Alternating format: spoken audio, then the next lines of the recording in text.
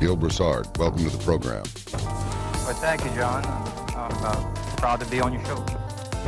Well, look, you were kind of a skeptic. You weren't going for all this stuff. And what got your attention? What got you on this path to sort this out and come to the conclusions you have arrived at? Yes, I was pretty much a hardened skeptic on this Planet X theory. When I read a lot of the data that was out there, which really wasn't data, it was more like stories, that whenever you started looking for data, it ended up, you would hit a dead end where you would realize there was mostly circular reasoning, that just because a prior research or whatever has stated it, that has been followed through with this 3,600-year orb. And then there was multiple claims that, like, it was a mini solar system coming in. Some say it's a giant planet larger than... It went on and on, multiple. So it was pretty much not based in science. But what kind of caught my attention was some of the ancient stories that seemed to have a thread of truth or realism, that possibly, maybe they saw something. It might not have been what was called Planet X, but that something had taken place. And so I did a quick study to start out with, and I said, if this item ever really existed, it should have been noted by the Chinese astronomers, because their documents go back almost 4,000 years. And I stumbled across a study, and that study, I can give you the name of it, was called the reevaluation of the Eastern and Western records of the supernova of 1054. And I can share the screen here to show some of your viewers of it. Let me show this. Yeah. All right. This is, are you able to see this? Not yet. Okay, it's taking a little while. All right. Well, it comes from the Dublin Institute of Advanced Studies. And what they proved is that we had an assumption earlier in the previous century that that some of the data that we were just reviewing pertaining to the supernova of 1054, that we had claimed that it was a supernova. But when we went back and more recently looked at the Chinese documents, some of this data did not correlate with the supernova, because it showed, without a doubt, an object moving to multiple constellations. A supernova is stationary. Therefore, it cannot move from a different it has to be stationary in one constellation. And come to find out that the supernova actually was seen two to 3 months earlier. And that this data was actually what they call it a guest star, that the Chinese, the Japanese, and the Korean astronomers had seen in 1054 AD, that this is a sizable object. And that's what caught my attention. And I said it was so well documented that I was going to make an attempt to plot its course. On this, right, you are talking about the one they refer to as Nibiru, yeah? Well, yes, it has probably over 30 or 40 names, maybe more, All right. depending on what culture and time period, because it's pretty much been here throughout the eons of time here, making its path. And what I was able to prove that is this object does not really have a stable orbit, and that if you were to pull a set time out of the hat, that the 3,600-year orbit does not apply to this.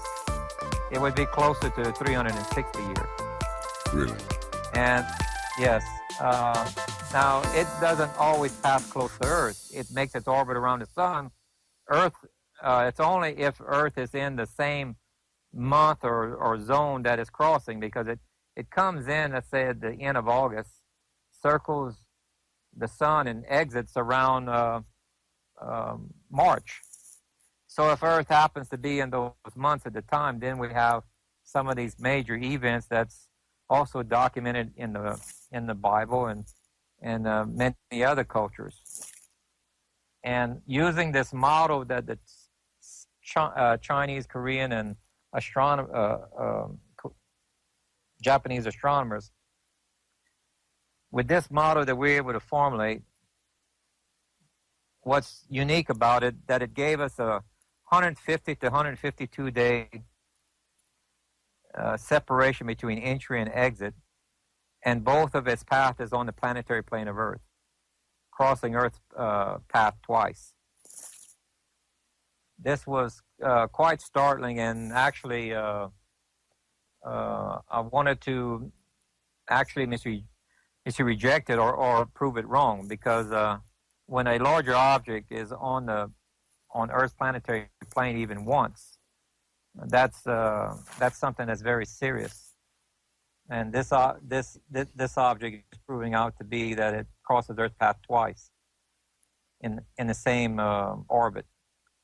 And so what was the next step was to prove whether or not it was repeatable. This is the orbit that we were able to plot from the data, and and then we also took some of the accounts that were listed in Europe, and but they weren't as accurate as giving us a position in the sky. We only have like it was in the sky at a certain time and date but the Chinese gave us a lot more data. So whenever we overlay this, it matches the time and place that the European had seen this. And as you can see in this graph right here, you can see how the elliptical orbit is. This green circle here is Earth's orbit, and between this is March and this is the end of August. That's 150 to 152 days separation between. That happens to match some of the stories in the Bible, like in Noah's flood. When it started to rain, it only rained for about 40 days. Then the earth was flooded. And then 150 days later is when there was a great wind, which I believe was a impact blast from another meteor when it crossed the debris field at 150 days later. And that actually knocked off or ejected 71% of our crust from the opposite side. And that's why you have Pangea, where the continents are together at that time, because the crust was holding it as one unit. And then after this blast, which is the Gulf of Mexico is the largest crater on Earth. If you take a look at a map, you can see a lake that's cut in half around near Florida, and a large crater has like a double rim. You can see the second rim off of Florida if you use Google Earth. And if you had the underground topography of the Gulf, I could show you where in the center of the Gulf is a flat plain called the abyssal plain, and in the center of that plain is the Sigbee Knolls. They're I'm not quite sure how wide they are, but at least 60 or so miles across, I would say. And it's an elevated area, like little peaks. Yeah. The rest of it around it is a flat plain, which is typical to a crater.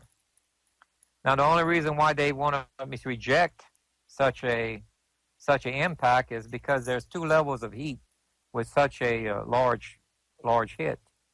You have the initial blast, and then there's a secondary heat, which is caused by a frequency that it emits that violently